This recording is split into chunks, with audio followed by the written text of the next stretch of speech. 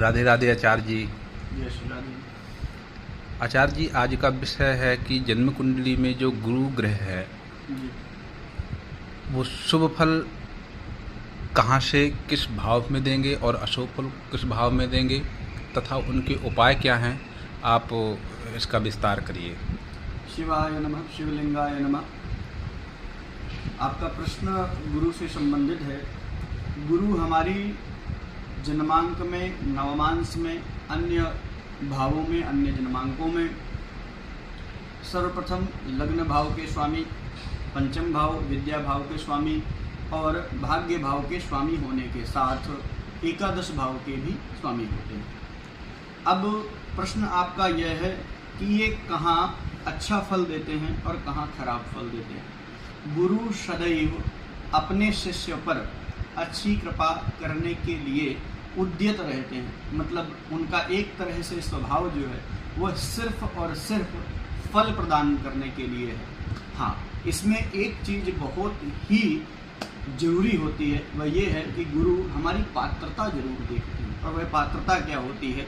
वह है हमारा आचरण। जी जी। यदि हमारा आचरण शुद्ध हो तो गुरुदेव सदैव बिना कृपा की इच्छा किए हमें वह कृपा देने वाले होते हैं। गुरु का विशेष जो कारक होता है जन्मांक के ज्योतिष के हिसाब से, वह यह है कि गुरु हमें वस्त्रों का सुख, गुरु हमें भोग्य सामग्री बहुत ही शीघ्रता से देने वाले हैं। गुरु ज्ञान के प्रतीक हैं, गुरु ज्ञान देने वाले हैं। साथ ही साथ सामाजिक वैभव के साथ साथ उत्तम विवेक और हमें आचरण देने वाले हैं।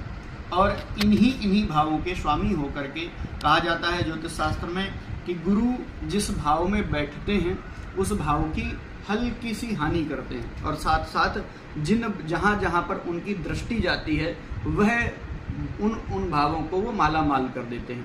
ऐसी स्थिति में गुरु का लग्न पर बैठना बहुत ही ज़्यादा योगकारी होता है। पंचम भाव में बैठना योगकारी होता है, नवम भाव में बैठना योगकारी होता है, क्योंकि नवम भाव हमारा भाग्य भाव है, पंचम भाव हमारी विद्या और बुद्धि का भाव है और लग्न भाव हमारी मानसिकता का है और हमारे शारीरिक वैभव का है।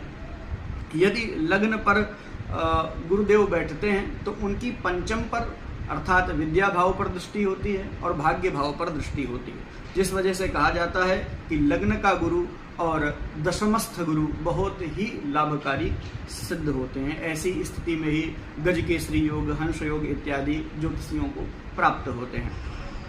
अब गुरु जब हमारे